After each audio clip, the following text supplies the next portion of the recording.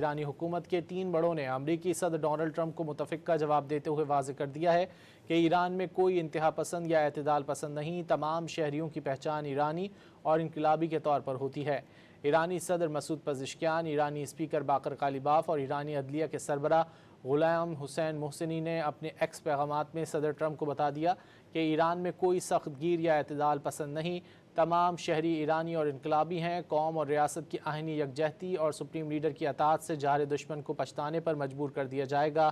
ایرانی صدر Masoud Pezeshkian نے مزید لکھا کہ ایک خدا، ایک قوم، ایک رہنما اور ایک ہی راستہ ہے، ایران کی فتح جان سے بھی پیاری ہے۔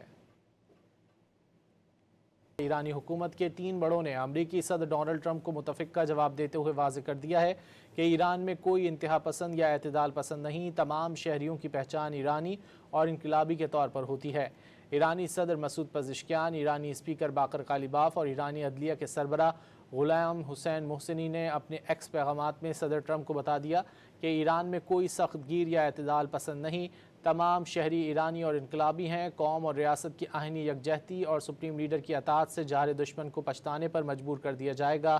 ایرانی صدر مسعود پزشکیان نے مزید لکھا کہ ایک خدا، ایک قوم، ایک رہنما اور ایک ہی راستہ ہے، ایران کی فتح جان سے بھی پیاری ہے۔